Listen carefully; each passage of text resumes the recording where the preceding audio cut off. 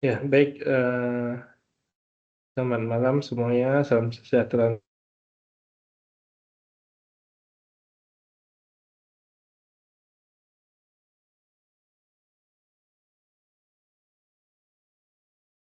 untuk kita semua. Teori peluang distribusi diskrit ya. Di pertemuan sebelumnya sudah kita bahas mengenai eh, teori peluang, yaitu secara umum peluang peluang itu di, didapatkan dari bisa dari eksperimen, bisa juga dari apa namanya itu counting ya, perhitungan ya. Nah, eh, pada pertemuan kali ini kita akan mempelajari tentang peluang distribusi diskrit ya. Nah, ini sebenarnya lebih aplikatif ya. Kalau dari materi sebelumnya tentang teori peluang cenderung hanya menghitung jumlah yang peluang itu dari jumlah yang terjadi dibandingkan keseluruhan daripada kemungkinan, seperti misalkan pelemparan angka dadu ya, itu eh, kemungkinan yang terjadi itu masing-masing adalah sekali, yang dari semua kemungkinan ada 6. Melemparkan koin juga eh, yaitu kemungkinannya hanya 2, jadi pasti masing-masing setengah gitu ya. Banyaknya kejadian dibanding dengan banyaknya kemungkinan begitu ya. Nah, pada pertemuan kali ini kita membahas mengenai peluang distribusi diskrit ya. Eh, Sebelumnya saya akan menjelaskan mengenai random variable ya, atau variabel acak. Nah, variabel acak atau random variable adalah deskripsi numerik ya. Jadi di sesuatu yang dideskripsikan secara numerik dari hasil suatu eksperimen. Nah, contohnya suatu eh, variabel acak variabel acak itu ada dua, yaitu ada yang diskrit dan ada yang kontinu. Nah, pada kesempatan ini kita membahas yang diskritnya. Nanti untuk nextnya kita membahas yang kontinu ya.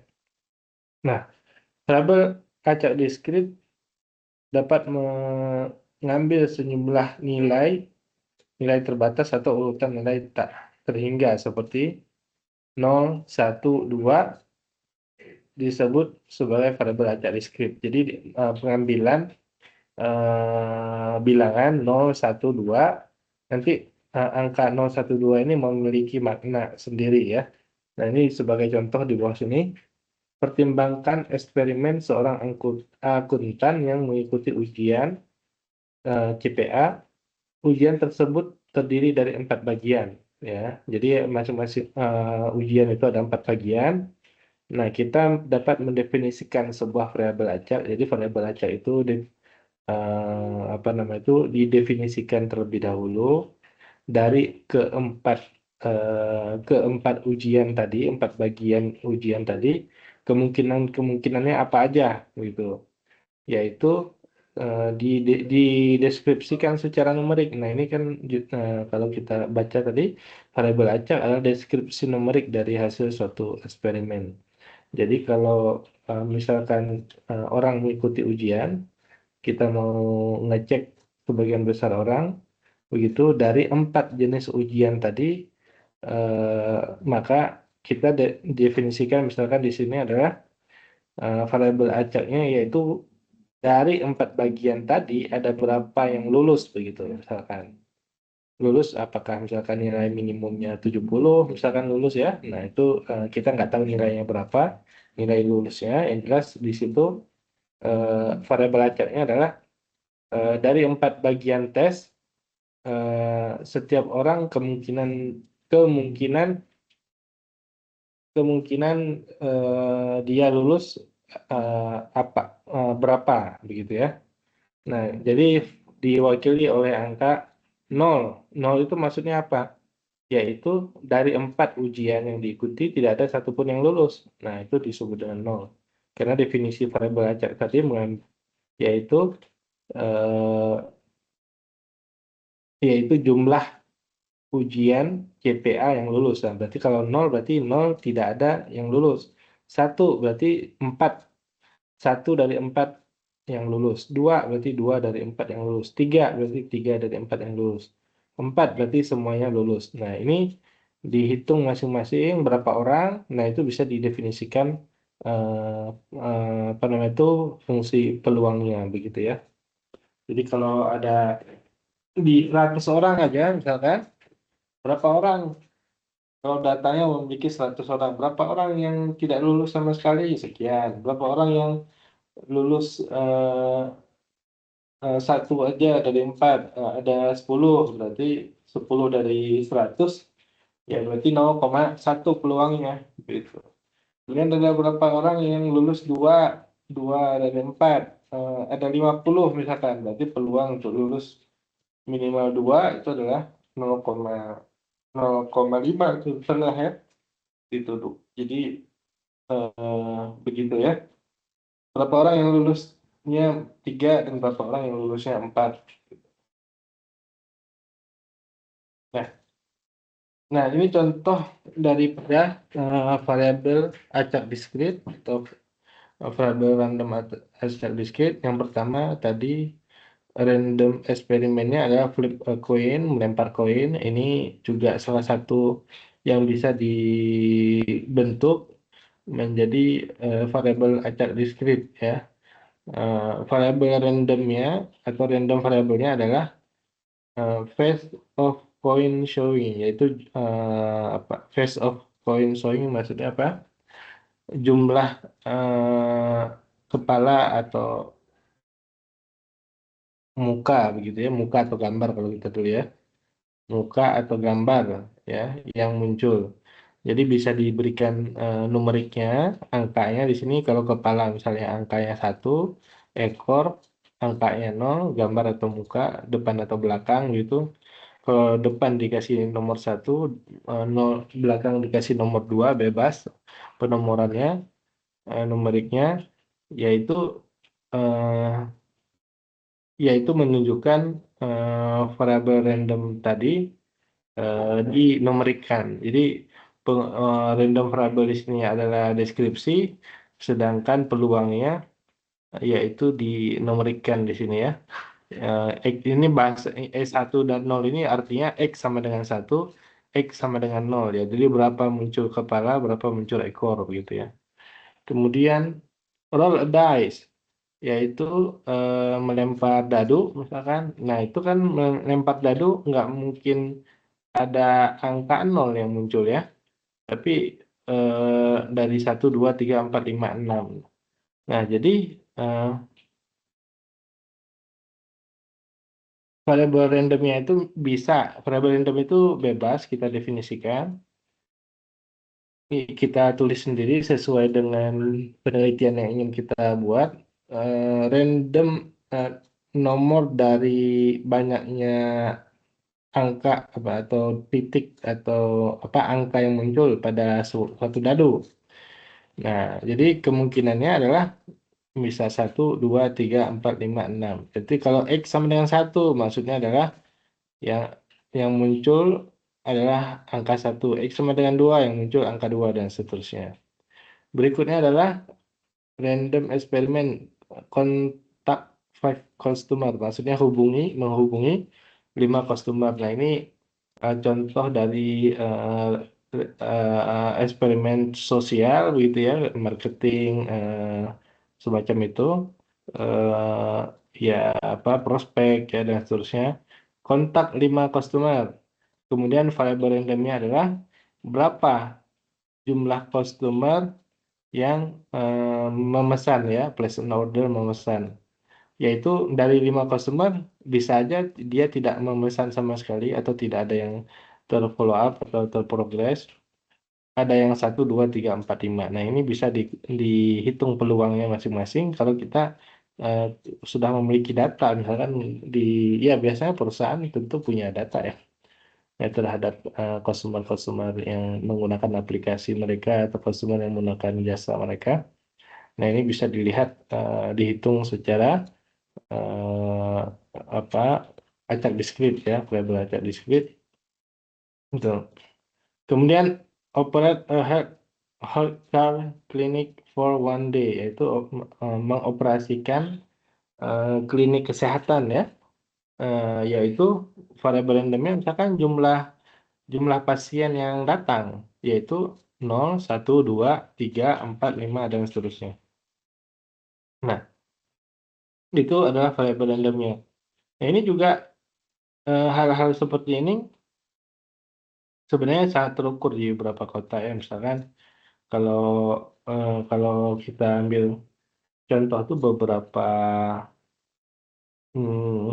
beberapa yang membuat usaha itu misalkan mereka memilih lokasi usaha itu yang udah pasti banyak orang datang gitu ya, dari jalur-jalur strategis. Nah, itu mereka mengambil penelitian yang sudah ada, misalkan memang daerah ini tingkat penjualannya bagus misalkan. Atau yang kalau yang Anda ikuti itu seperti halnya Almas ya, Almas Fried Chicken, dia langsung membuat membuat apa gerainya itu di sekitar atau dekat dengan McD gitu ya. Artinya dia udah nggak mau lagi mengambil apa istilahnya itu penelitian, mengkaji segala macam. Dia sudah ambil aja tuh McD ya. McD berada di situ kan udah pasti sudah melalui kajian dan seterusnya. Kenapa McD berani bikin fried chicken di tempat-tempat strategis? Nah, dia bikin langsung di pinggirnya, gitu ya. Ya dengan apa namanya? Dengan gayanya, gaya yang sama atau jualan ayam, kemudian besar gerainya juga dan lain-lainnya. Hal yang sama juga terjadi pada Indomaret dan Alfamart. Makanya kadang-kadang kalau di kadang eh, kalau di tengah masyarakat itu kan pasti berantem ya. Kalau punya usaha kemudian buka usaha di sampingnya gitu ya. Nah, ternyata tidak berlaku bahkan bagi Alfamart Indomaret gitu. Mereka malah hampir bahkan di seluruh Indonesia bisa kita ketahui mereka membuka gerainya itu bahkan hampir bersamaan di setiap jalan gitu ya. Ada Alfa di sebelahnya ada Indo dan seterusnya. Kalau nggak ada pun beberapa meter ke depan atau di seberangnya atau di agak ke depannya mesti biasanya ada gitu. Nah, eh, itu salah satu keunikan sebenarnya kalau di masyarakat bahkan udah ya jangankan apa namanya itu eh, jangankan usaha seperti itu berdekatan aja udah mau buka usaha baru itu seolah-olah kayak ngajak berantem atau ngajak gelut ya ini kadang problem di kita karena belum sistemik dalam cara berpikirnya gitu ya masing-masing orang dengan rezekinya gitu. Karena bisa jadi dengan membuka oke berikutnya ini yang terakhir adalah offer a customer the choice of two product. Nah, ini juga yang menarik ya. Yaitu menawarkan customer pilihan dua produk. Product chosen by customer nol, if none. Jadi maksudnya menawarkan produk pilihan pertamanya adalah apakah kemungkinan itu tidak tidak dipilih dua-duanya, memilih salah satu produk ya. Jadi kalau ada produk A dan B, dia pilih A atau pilih B. Nah, ini memilih salah satunya. Atau dua, dia, oh ini yang satu memilih produk A, yang dua dia memilih produk B. Ini bisa juga nambah satu lagi, memilih kedua-duanya misalkan. Boleh, bisa juga. Jadi di variabel random ini dituliskan sesuai dengan kemungkinan-kemungkinan yang terjadi. Ini judulnya adalah possible value for the random variable. Jadi kemungkinan-kemungkinan yang ketika menawarkan dua produk kan bisa aja dia nggak milih, bisa aja dia mau satu, yang A mau aja atau yang B atau mau yang dua-duanya bahkan. Nah, ternyata kalau Anda memperhatikan ini juga sudah dilakukan oleh pegawai Indomaret ya, secara Indomaret Alfamart secara nggak langsung. Bahkan pedagang kaki lima pun sudah menggunakan teknik ini, yaitu after selling istilahnya.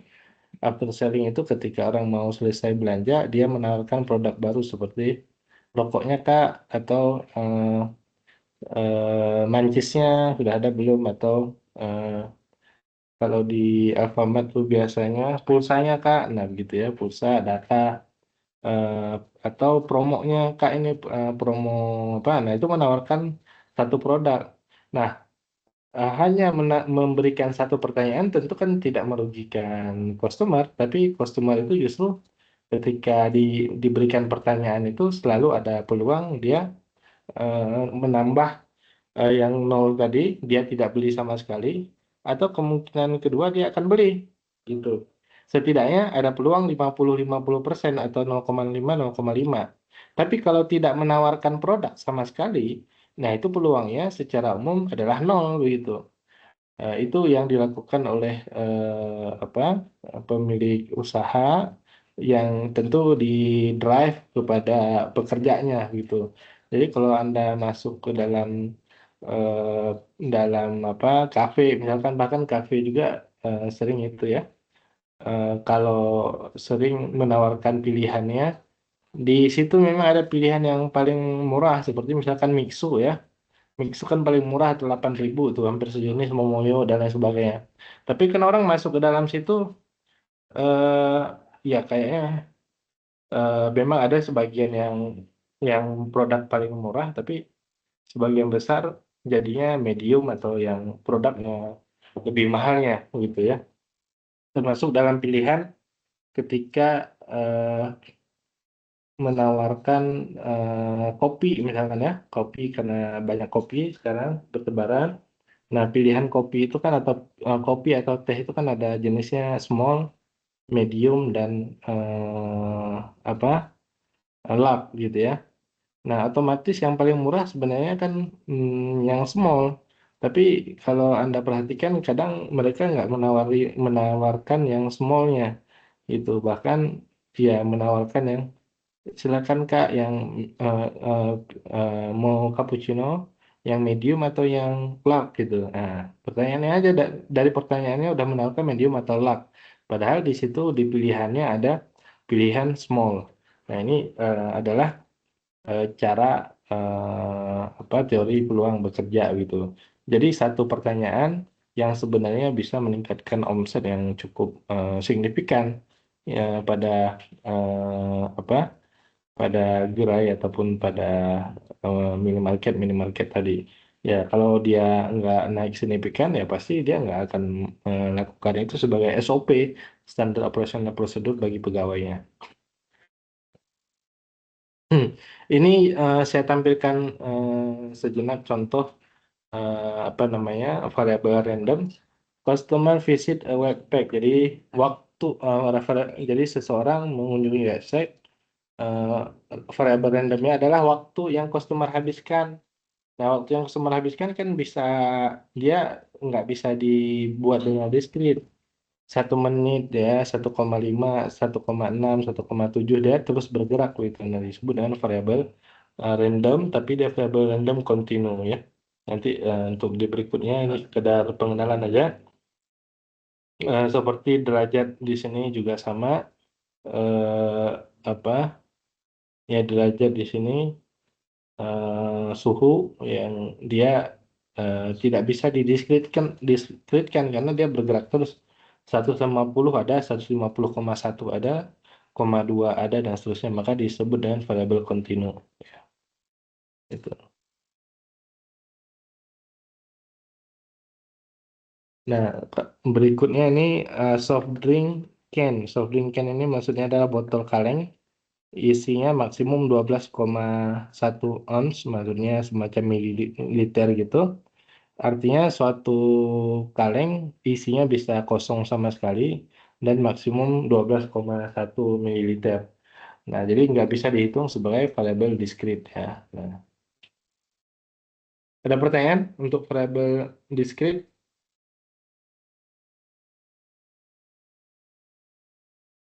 Aman? Mana ya? Kalau nggak ada pertanyaan, lanjut-lanjut aja ini. Belum, Pak. Ya, berikutnya adalah distribusi peluang diskrit. Nah, ini tadi adalah eksperimennya, sekarang kita menghitung sebagai peluangnya. Jadi, contohnya di sini adalah yang pelemparan dadu tadi, ini kita cara membacanya X sama dengan 1, yaitu pelemparan pelemparan yang menghasilkan angka 1 peluangnya 1/6. Menghasilkan angka 2 juga peluangnya 1/6. Nah, dan seterusnya dan seterusnya. Nanti kita masuk kepada ini namanya distribusi seragam kalau peluangnya nilainya sama gitu ya. Eh, nama nama peluang diskritnya adalah distribusi seragam atau uniform. Kemudian peluang distribusi untuk penjualan mobil ya dalam satu hari. Nah, ini dalam satu hari eh, gerai mobil ya dia eh, apa dalam satu hari tidak terjual sama sekali ya, ini nol ya, sama dengan nol, tidak terjual sama sekali adalah 0,18. Terjual satu 0,39 ya, terjual dua 0,24 dan seterusnya. Jadi ini bisa kita lihat bahwa ya secara umum eh, bisa kita bilang dia ada penjualannya hampir setiap hari ya. Yaitu peluang tidak terjual sama sekali 0,18, berarti setiap hari itu setidaknya ada lah itu ya 0,82, sisanya itu mesti mesti besar peluangnya dan kemungkinan selalu ada yang laku gitu. Nah, saat distribusi peluang diskrit yaitu yang pertama dia harus lebih dari sama dengan nol dan totalnya harus sama dengan 1. Nah, kalau ini memang syarat dari distribusi peluang 1/6 1/6 dijumlah semuanya 1, ini juga 0,18, 0,39, 0,24 dan seterusnya juga totalnya sama dengan 1 ya. Nah, begitu. Eh, jadi syaratnya lebih dari sama dengan nol dan harus totalnya sama dengan 1. Sebenarnya hampir semua distribusi peluang syaratnya sama begitu ya, sama dengan 1. Kemudian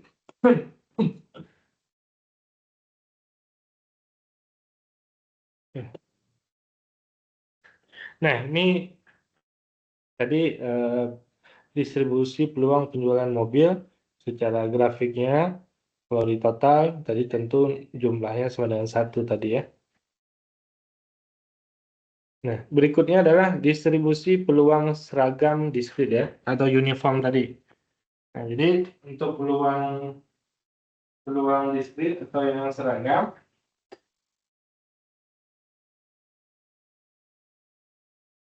peluang diskrit atau yang seragam, ini ciri utamanya. Oh, ini ketutup nih, seper N ya, nggak bisa nulis ini. Ketutup, ketutup, ketutup.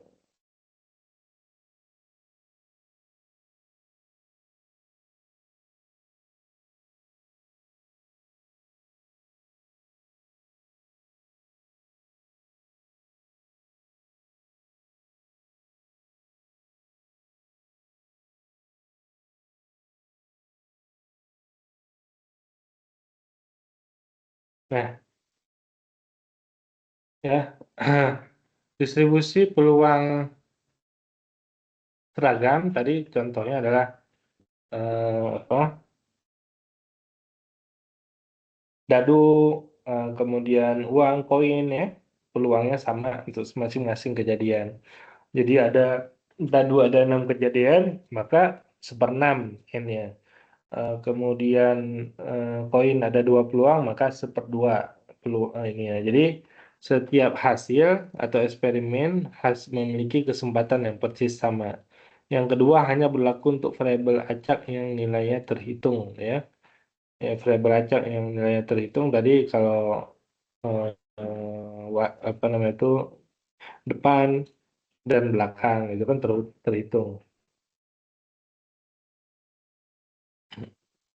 Ini contohnya tadi sudah dijelaskan. Sebuah dadu berisi 6 yang seimbang adalah contoh klasik. Variabel acak X adalah angka yang muncul, nilai yang mungkin adalah 1, 2, 3, 4, 5, 6, jumlah hasil yaitu N-nya sama dengan 6.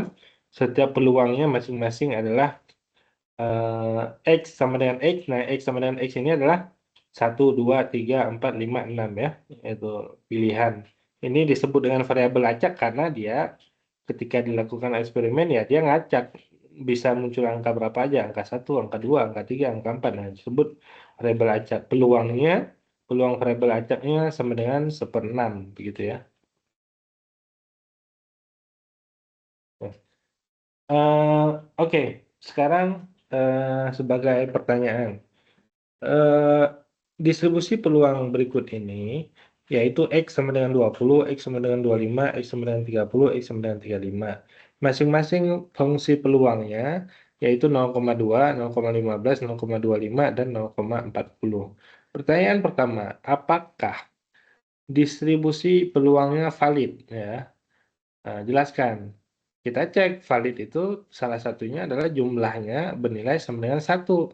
4 tambah 2, 6, 7, 9. 5, 5, ya 1, 10. Berarti ini 1 ya.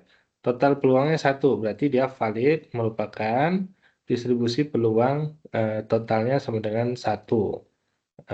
Dikarenakan totalnya sama dengan 1, maka dia valid ya distribusi peluangnya. What is the probability that X equal 30? Yaitu berapa peluang bahwa eh, munculnya X sama dengan 30. Ya, peluangnya di sini sangat jelas yaitu 0,25. Berapa peluang bahwa X kurang dari sama dengan 25? Kurang dari sama dengan 25 kan 25 dan 20 ya. Nah, berarti 0,2 tambah 0,15 berarti 0,35 gitu ya peluangnya. Ini itu namanya variabel acak begitu. Ya, jadi dia sesuai dengan pernyataan di sini. What is the probability that X is greater than 30? Berapa peluang bahwa X-nya lebih dari 30? Lebih dari 30 itu 35 atau bukan bukan 30 ditambah 35 tapi 35 saja yaitu peluangnya adalah 0,4. Kalau lebih dari or equal baru 0,4 ditambah 0,25 yaitu 0,65 ya. Jadi berapa peluang bahwa X-nya lebih dari atau sama dengan 30. Nah, itu baru ditambah 0,4 dan 0,25.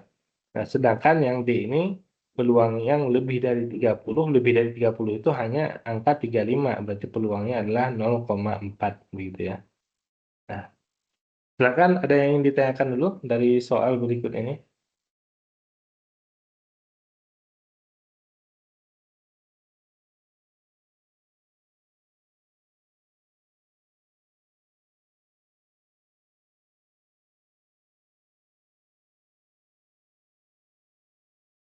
Tidak ada? Ya.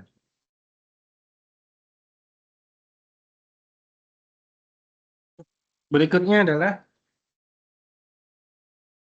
eh, tentang itu apa? Employee retention, apa retensi pegawai ya. Ini salah satu hal yang bisa diukur dengan cara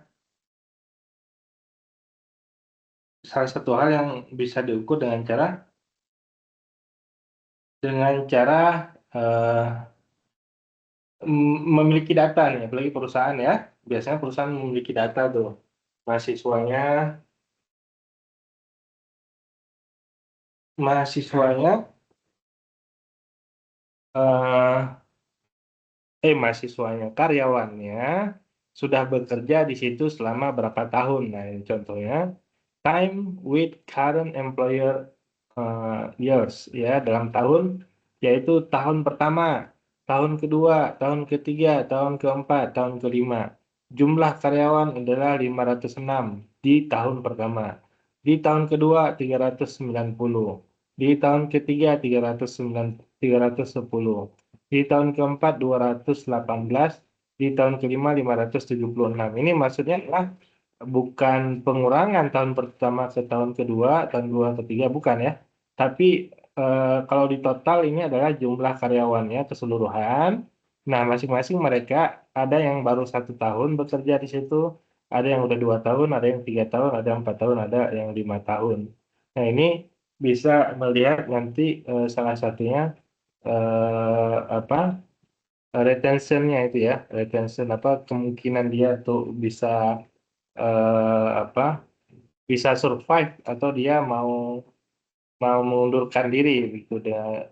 Tentu saja bukan karena dipecat ya maksudnya, ataupun karena masalah masalah apa, masalah perusahaannya, tapi ini melihat istilahnya kayak loyalty-nya lah gitu ya, loyalty apa, eh, iya betul, loyal ya, loyal. Ya, employee retention is a major concern for many companies. A survey of American asked how long they have worked for their current employer, ya. Maksudnya berapa lama sudah mereka bekerja untuk apa, pemberi kerja ya. Misalkan di sini untuk pos ya, udah berapa lama bekerja untuk pos. Nah, ini consider the following example of sample data of two uh, thousand, ya, 2000 college graduate who graduate 5 years ago, ya. Ini 2000 lulusan yang sudah lulus 5 tahun yang lalu ya. Berarti kan totalnya nih 50 nih. Ya, 50. Jadi ini masing-masing tersebar ya, ada yang tahun pertama, tahun kedua dan seterusnya. Ya, kemudian eh, misalkan variabel randomnya adalah eh, variabel randomnya tadi indikasi jumlah tahun ya, eh, yaitu jumlah tahun yang eh, jumlah tahun mereka bekerja ya. Nah, ini itunya. Variabel randomnya jumlah tahun mereka bekerja udah berapa tahun. Jadi kita bisa istilahnya itu menebak, bukan menebak ya, ya peluangnya begitu. Ini ada yang satu, udah dua, ada yang tiga, ada empat, ada yang lima. Kalau kita lihat dari angka ini, ya sebenarnya bisa dibaca dengan sederhana bahwa sebagian besar rekrutmen ataupun orang masuk ke dalam karyawan itu di 5 tahun lalu, yaitu 576. Dan tahun yang pertama, ya tahun sekarang berarti tahun berjalan, yaitu 506 orang yang itu. Jadi jumlah karyawannya bisa menunjukkan bahwa oh, ini yang paling banyak adalah yang tahun pertama yang sedang berjalan, atau tahun yang 5 tahun yang lalu yang paling banyak yang bekerja di perusahaan. Kemudian use the data to develop empirical discrete probability distribution for age. Ya, gunakan data ini untuk menghitung peluangnya. Peluangnya gampang aja ya. 506 dibagi dengan 2000. 390 dibagi dengan 2000. 310 dibagi dengan 2000. 218 dibagi dengan 2000. Dan 376 dibagi dengan 2000 ya. Nah, itu adalah total, bukan total, ya peluang diskritnya ya. Jadi peluang diskrit untuk X sama dengan 1, X sama dengan 2, X sama dengan 3, X sama dengan 4, X sama dengan 5. Interpretasinya adalah kalau ya karyawan yang bekerja di tahun pertama, yaitu 506 orang dari 2000, yaitu peluangnya sekian, gitu ya. Kemudian show that your probability distribution satisfies the condition for all valid discrete probability distribution. Jadi tunjukkan bahwa distribusi peluangnya memenuhi kondisi yang valid. Yang valid apa tuh? Di total, di sini peluang di sebelah kanan tadi 506. Ya, kelihatan ya di sini. Oke, kita coba aja. Oh.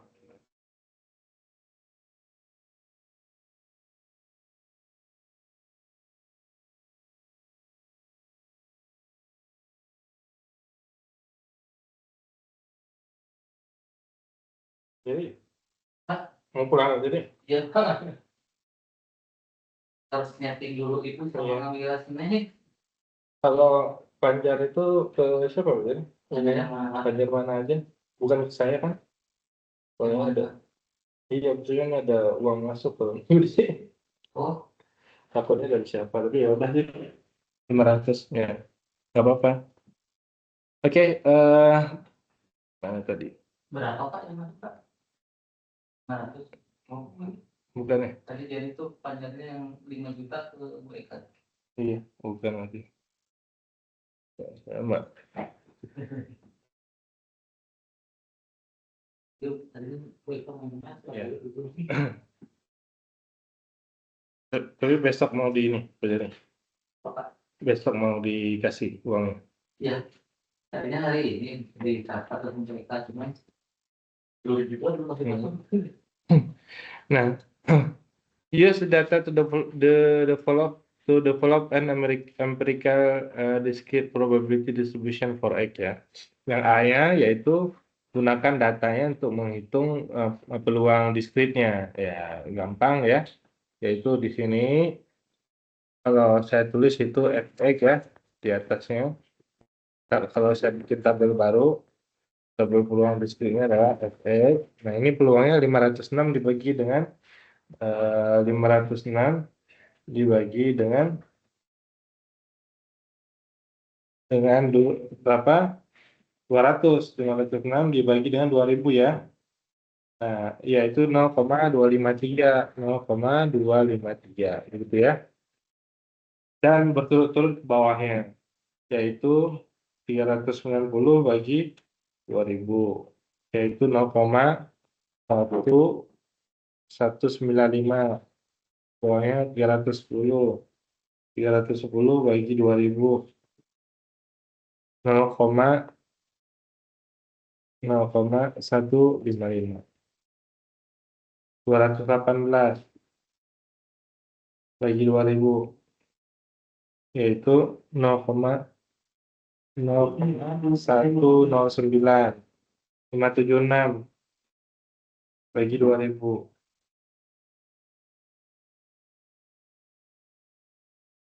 0,288. Coba kita jumlah aja. 0,288 tambah ya, jadi jangan Pak jadi. Salam. 0,288 tambah 0,109 ya. Tambah 0,155 tambah 0,195 tambah 0,253. Nah, di hitungan saya totalnya 1 ya. Nah, ini menunjukkan teman-teman dia valid ya.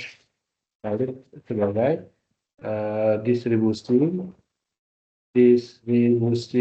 peluang acak ya. Peluang diskrit ya. Peluang diskrit. Nah, kemudian yang C-nya, what is the probability that a respondent has been current place of employment for more than 3 years? Yang lebih dari 3 tahun ya. Di tempat tersebut sudah lebih dari 3 tahun. Yang mana yang lebih dari 3 tahun? Yang ini ya. Ini lebih dari 3 tahun ya. 3-nya nggak termasuk ya. Berarti 218 tambah 218 tambah 576 ya. Dibagi totalnya adalah dibagi dengan 200.000 ya. Nah,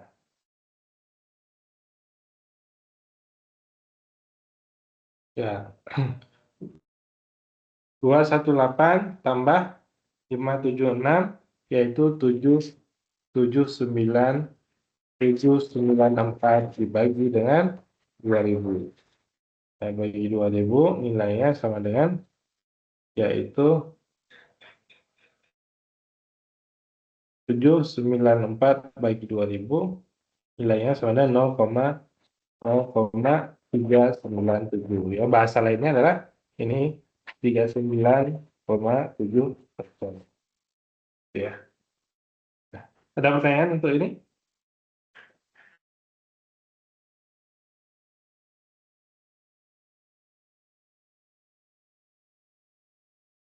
Ada pertanyaan? Belum, Pak. Ya. Oke. Lanjut kalau nggak ada. Nah, berikutnya adalah expected value and variance, yaitu nilai harapan dan variannya. Ya, varian itu penyebarannya, nilai harapan itu adalah nilai yang diharapkan. Contohnya kalau misalkan koin di apa diulang-ulang dilemparkan, pasti dia muncul ya kadang kadang depan, kadang belakang, ya itu berarti expected value-nya adalah setengah gitu. Adalah nilai rata-rata yang diharapkan dari suatu variabel acak dalam jangka waktu panjang. Jadi setelah percobaan berulang-ulang. Kalau percobaannya cuma 10 kali, bisa jadi muka yang muncul adalah hanya mukanya 7, depannya mukanya 7, depannya 7, maksudnya belakangnya 3. Nah, berarti bukan bukan setengah-setengah dong peluangnya. Iya. Jawabannya betul karena di eksperimennya pelemparan koinnya itu hanya 10 kali. Nah, jadi expected value itu seperti halnya percobaan dilakukan berulang-ulang bahkan tak hingga. Jadi kalau percobaan yang dilakukan berulang-ulang pasti itu peluangnya adalah setengah-setengah, 50-50% begitu. Nah, kalau misalkan ternyata tetap saja banyak depan atau belakangnya, berarti di situ ada yang salah tuh koinnya. Bisa jadi koinnya tidak seimbang atau tidak simetri gitu. Nah, kemudian dan varian adalah ukuran seberapa jauh variabel acak tersebar dari nilai rata-rata dari tengahnya ya, dari nilai harapannya atau nilai tengahnya, kemudian dilambangkan dengan var x atau sigma. Ini hampir sama juga dengan di apa namanya itu di data yang kita kerjakan di ukuran penyebaran data ya, yaitu mengkuantifikasi tingkat dispersi atau penyebaran data. Nah, langsung saja contohnya. Nah, jadi berikut ini penjualan mobil tadi adalah kalau dia 0, setiap harinya itu penjualan mobil itu eh, nggak laku, peluangnya itu cuma 0,18, nggak ada yang laku sama sekali. Kalau laku 1 itu peluangnya 0,39, laku 2 0,24, laku 3 itu 0,14, laku 4 0,04, laku 5 itu 0,01. Ini bisa kita lihat bahwa dengan sederhana cara membacanya adalah hampir setiap hari itu mesti peluang yang laku itu selalu ada aja satu gitu. Peluangnya paling besar ini 0,39. Jadi kemungkinan setiap hari itu selalu ada satu yang laku begitu ya. Nah, kalau dihitung expected value ya, maksudnya setiap hari itu kemungkinan yang laku atau yang terjual itu ada berapa. Nah, ini adalah perkalian antara X dan Fx. Nah, hasilnya 0. Hasilnya 0,39 ya. Kemudian 2 kali 0,24 yaitu 0,48, 0,42 dan seterusnya kalau dijumlah hasilnya adalah 1,5. Artinya yang diharapkan dari data berikut ini, dari peluang yang ada berikut ini, setiap hari itu kira-kira lakunya itu adalah 1,5 gitu. Mbak 1,5 itu kan kalau mobil kan masa iya belinya 1,5 kan enggak ya. Maksudnya hari ini 1, besok 2, nah itu kan 1,5 gitu ya. Hari ini 1, besok 2, besok lagi 1, besok lagi 2. Nah, itu yang dimaksud dengan expected value 1,5 gitu. Bukan berarti mobilnya lakunya 1,5 ya gitu. Nah, kemudian ini tadi terkait dengan nilai harapan atau expected value ya. Yang kedua tadi terkait dengan varian.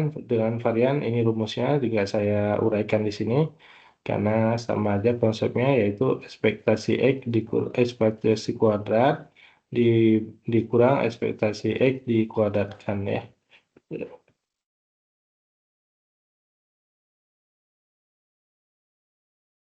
Ini eh, kalau ekspektasi X yang mana? Ya ini 1,5 ya.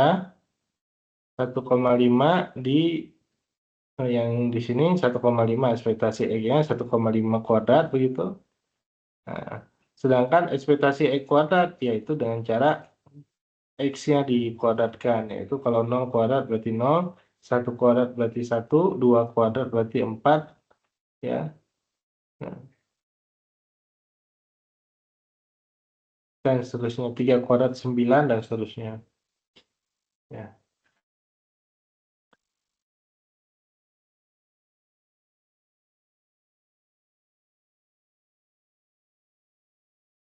Hmm.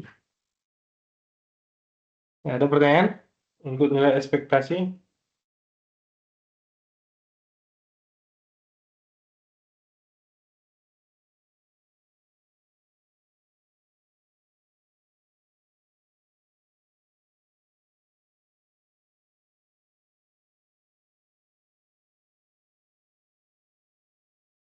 Ya, nggak ada ya. Saya lanjutkan kalau nggak ada. Nah, kita masuk ke salah satu namanya binomial eksperimen, yaitu eh, eksperimen percobaan yang sifatnya memiliki kriteria berikut ini. Ya, properties of a binomial experiment itu maksudnya adalah kriteria ya. Yang pertama adalah the experiment consists of sequence of an identical trial ya. Jadi yang pertama adalah eksperimennya terdiri dari eh, sederet atau barisan atau beberapa ya n identical trial. Jadi percobaan yang identik. Percobaan yang identik itu seperti apa? Seperti melemparkan koin, ya bisa identik ya. Kemudian dikenal dengan outputnya to outcome possible each trial ya. Jadi setiap percobaan trial hasilnya itu mesti cuma dua. Yang pertama kita sebut dengan sukses, yang lainnya kita sebut dengan failure atau gagal. Contohnya dalam pengecekan bola lampu misalkan. Pengecekan bola lampu, nah dari 1.000 bola lampu atau 100 mungkin, kalau 1.000 kebanyakan, 100 bola lampu kita cek satu persatu ya. Oh ternyata dari 100 itu 30-nya gagal. Artinya peluangnya peluang berhasilnya adalah 70/100 ya. Ya. Jadi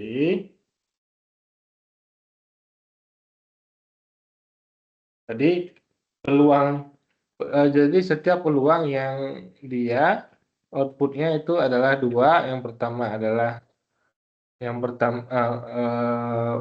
apa namanya itu eh, properties tadi, properties of a binomial eksperimen, eh, ciri dari eksperimen binomial yang pertama adalah identik, percobaan yang identik ya. Percobaan identik itu ya tadi lempar dadu identik kan, begitu-begitu aja. Lempar koin juga begitu. Kemudian nyobain bola lampu. Bola lampu itu gagal, atau gagal itu maksudnya tidak nyala atau berhasil. Jadi konteksnya selalu hanya dua outcome-nya. Yang pertama sukses, yang kedua gagal. Jadi kalau outputnya ada dua, maka disebut dengan binomial eksperimen. Contohnya kalau misalkan ada 100 bola lampu, kita tes ternyata 70 yang sukses, maksudnya sukses itu tidak rusak, 30 yang gagal. Nah, maka ternyata ini kan memunculkan peluang nih. Peluang sukses. Kalau kita tulis P-nya, peluang sukses yaitu 70 per 100 ya, atau 7 per 10 atau 0,7. Nah, peluang suksesnya kita tulisnya sisanya ini 1 kurang P ya, atau 1 kurang 0,7 sama dengan 0,3. Nah, ini setiap jenis percobaan identik yang outputnya adalah dua, sukses gagal, apa namanya itu, sukses gagal, apalagi berhasil atau tidak, dan seterusnya. Pokoknya yang dua aja outputnya, maka dia disebut dengan percobaan binomial yang masing-masing bisa menghasilkan peluang. Ini datanya 0,7 yang sukses, ini 0,3 yang gagal ya. 0,7 disebut dengan peluang sukses, misalkan P itu yang dimaksud adalah peluang sukses sama dengan 0,7. Nah, yang gagalnya bisa kita tulis dengan Q, atau 1 kurang P sama dengan 1 kurang 0,7 sama dengan 0,3. Ini ya, 1 kurang P. 1 kurang P. Kemudian the trials are independent, yaitu percobaannya adalah independen, saling bebas ya. Jadi kayak melemparkan koin, nah lemparan kedua kan nggak mempengaruhi pada lemparan pertama. Nah, itu disebut dengan independen. Nah, jadi itu ciri daripada ciri atau syarat daripada binomial eksperimen ya. Nah, ini kita lihat contohnya adalah 8 percobaan. Masing-masing dari percobaan satu, ya ini kan barangnya beda semua, ada 8 barang ini. Ya tadi kalau bola lampu pertama, oh ternyata sukses, nyala, terang, nyala, makanya disebut dengan binomial eksperimen. Ini bisa juga dengan istilahnya pengujian ya.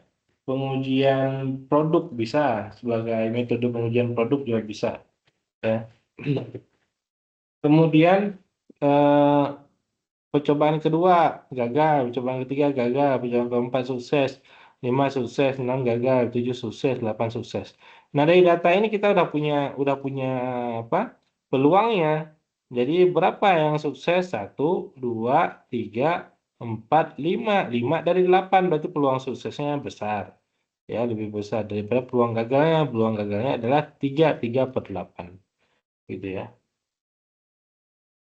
Ada yang ingin ditanyakan di sini?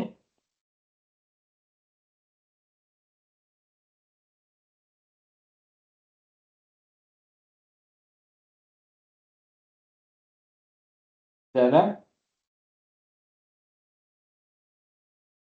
Tidak ada, Pak. Tidak ada, kita Tidak lanjutkan. ada, Pak. Ya.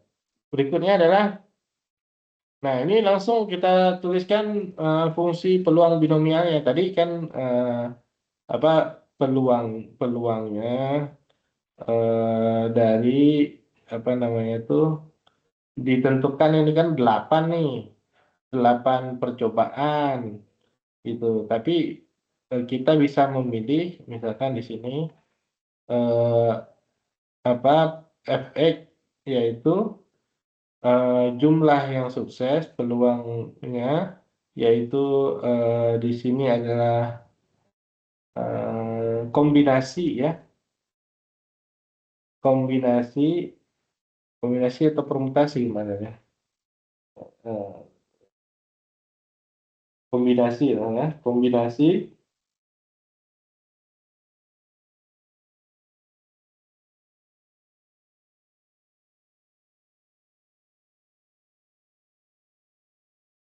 ya, kombinasi, betul, kombinasi X dari N. Apa itu X?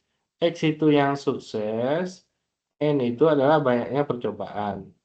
Ya, banyaknya percobaan kalau di slide di atas ini ada 8, kemudian yang suksesnya ada 5, berarti kita cara menghitungnya adalah 5 dari 8. Ya, 5 dari 8 berarti P-nya adalah tadi peluangnya 5 dari 8 kan peluangnya itu udah jelas ya, yaitu 5/8 kalau pakai kalkulator hasilnya adalah 0,625 ya. Nah, jadi kalau kita konteksnya soal yang tadi, yang sebelumnya, maka ya,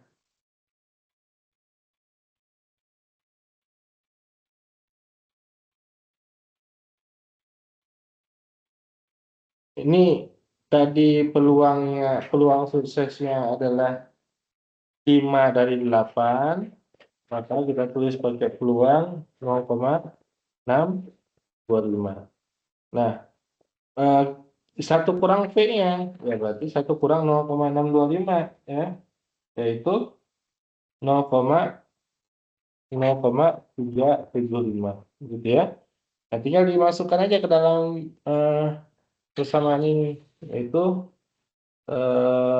kalau itu kan ada 8 tuh, 1, 2, 3, 4, 5, 6, 7, 8. Nah, ini ada 8 nih semuanya. Peluang untuk suksesnya tadi adalah 5 ini.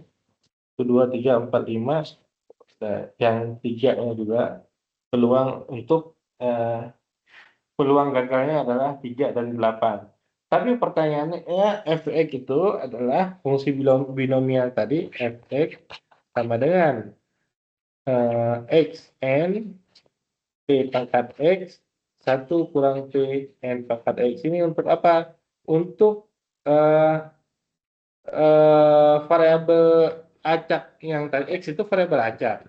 Jadi kalau kita bertanya berapa sih peluang dari 10 itu, dari 8 ini, dari 8 percobaan ini satu yang sukses. Ini kan 5, ini 5 yang sukses ya. Tapi yang gagal 3, total 8. Kalau kita ingin bertanya berapa sih peluang kalau dari 8 percobaan ini satu yang sukses? Jawabannya adalah F1, yaitu yang apa yang ini X-nya adalah yang sukses 1, N-nya itu adalah banyaknya percobaan 8, berarti P itu adalah 0,625, pangkat X itu adalah tadi 1, berarti pangkat 1, kemudian kali 0,375 pangkat N kurang P, sorry, N kurang X ya. N kurang X yaitu N-nya tadi 8. 8 kurang 1. Nah, gitu ya. Nah, ini cara kita menghitungnya. Ya. Kalau kita menggunakan Excel, ya, kalau kita menggunakan aplikasi, nanti ada caranya. Ya, tinggal ya dia boleh menggunakan aplikasi juga, namanya kita udah ini ya, tapi cara pengerjaannya kita paham bahwa oh ternyata peluangnya seperti ini. Kalau menggunakan aplikasi Excel namanya binomial, langsung binom ya. Nah, ini kalau kita gunakan, ini contohnya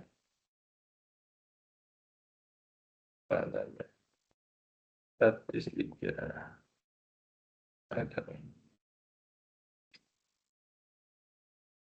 ini aja deh Excel aja.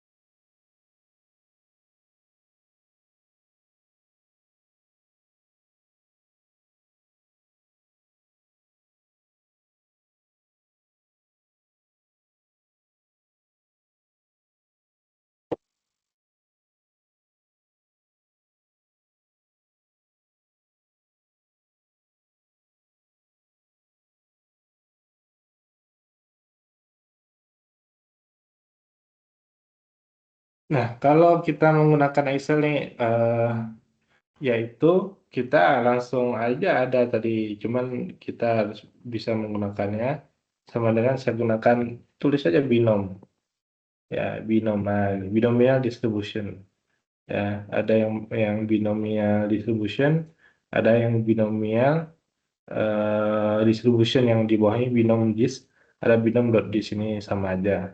Nah, bisa kita lihat di situ number S S itu adalah apa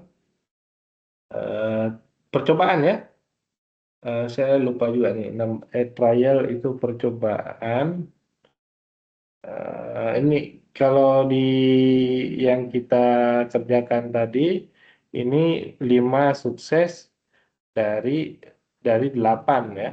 Nah, ini kita coba 5 sukses, kemudian dari 8.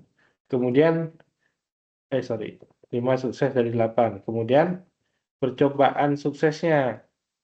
Suksesnya tadi berapa? 5/8, yaitu 0,625 ya. Eh,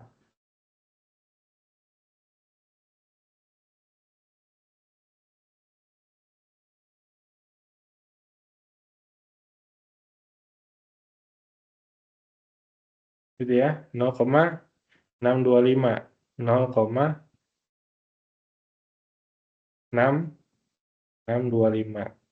Kemudian kumulatifnya 0 ya. Kita nggak perlu, ya bukan yang kumulatif, kita yang apa? Yang false-nya, yang distribusinya. Ya, berarti yang false kita coba. Nah, ini adalah peluangnya 0,28165. Gitu. Kalau tadi 5 sukses dari 8 percobaan. Kalau kalau satu yang sukses dari 8 percobaan, yaitu 0,521. 0,625.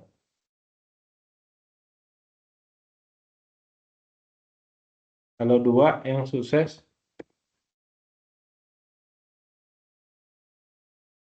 0,03. Nah, ini kayak perlu dikoreksi lagi nanti, kayaknya saya ragu ya. Yang jelas di situ ada number S ini coba dibalik ya, 8 ini 2. Bisa nggak? Oh, salah ya. Jadi gitu ya. Tidak betul. Di sini adalah misalkan 2 sukses dari 8. Ya, peluangnya tadi adalah 0,625.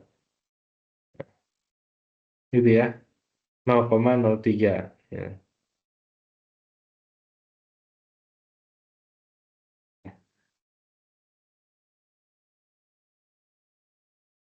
Gimana, ada pertanyaan? Ya. Nah, ini bisa, kalau dihitung ini bisa agak panjang, tapi ya nanti bisa dicoba dengan menggunakan kalkulator. Ini pangkat 7 kan lumayan juga. Menggunakan kalkulator dan menggunakan Excel ya di sini ya. Oh, ternyata hasilnya sekian.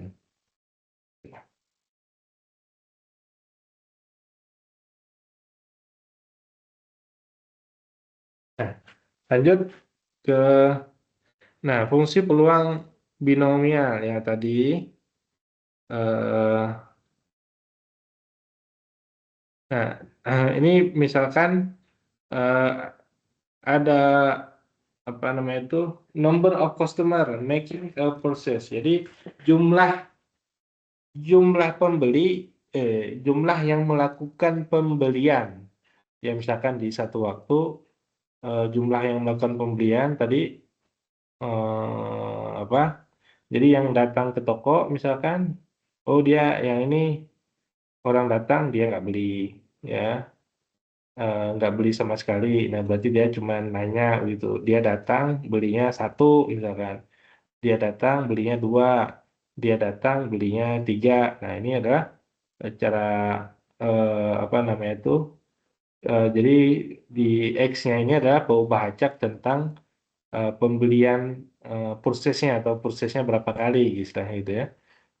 Kemudian ini adalah eh, fungsinya, berarti ini fungsi terkait dengan binomial, artinya binomial tadi sukses atau gagal.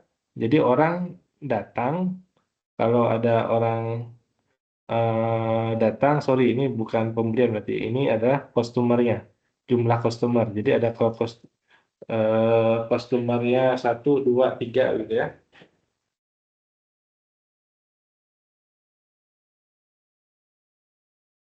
Ini saya lupa ini bentar ya. Ada gambar satu lagi. Nah, tadi nggak saya masukkan. Ya, si variable X-nya ini. Nah, yang jelas tadi ini dulu ya. Yang jelas di sini adalah peluang dia beli, customer-nya beli atau nggak beli gitu ya. Kalau ini beli, ini nggak beli. Kalau ini nggak beli, ini beli ya. Ya intinya peluangnya gagal atau sukses tadi. Yaitu dipangkatkan 0 dan dipangkatkan 3. Ya, tadi sesuai dengan formulasi ini. Ya. Kalau kita lihat dengan percobaan binomial tadi, ini 0,3 kemudian 0 dari 0 dari 3 ya. Nah, ini kalau kita coba, misalkan dia 0, kemudian ini dari 3 ya. Kemudian si peluang suksesnya di sini adalah 0,3 begitu. 0,3 harusnya hasilnya tuh 0,343 ya. Tuh, 0,343 gitu ya. Jadi ini saya lupa ini X sama dengan 0 itu apakah apa namanya itu pembelian tadi. Jadi seseorang datang dia beli kemudian ada dia tidak beli sama sekali, beli 1, beli 2 atau beli 3 begitu ya. Nah, ini yang saya lupa nama ini ya. Cuman sebenarnya kalau di buku ini saya ambil dari buku. eh, jadi ada gambar satu lagi yang menunjukkan eh, definisi dari X ini ya.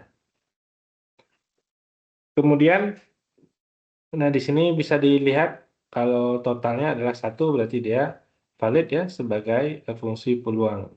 Kemudian ini distribusinya sekian 0,3, sekian. Di sini juga untuk pembelian number of customer, jumlah jumlah customer yang melakukan check out ya, proses itu check out atau pembelian, betul ya. Dan ini berarti ini orang nih, ya berarti ini sama sekali eh, tidak ada sama sekali orang yang melakukan pembelian. Ya peluangnya adalah eh, 3, sekian. Ini satu orang yang melakukan processing atau pembelian yaitu nilainya 4, sekian yang ini ya, dan 1,89 dua orang yang melakukan pembelian ya, peluangnya lebih kecil, 3 orang lebih kecil, apalagi 4 orang dan seterusnya pasti lebih kecil lagi gitu ya. Nah, kira-kira itu terkait dengan fungsi peluang binomial, fungsi peluang seragam tadi bersyarat, dan teorema peluang diskrit ya untuk perkuliahan pada malam hari ini. Ya, mudah-mudahan bisa diikuti dan bisa dipahami. Bagi yang belum jelas bisa merujuk kepada video perkuliahannya.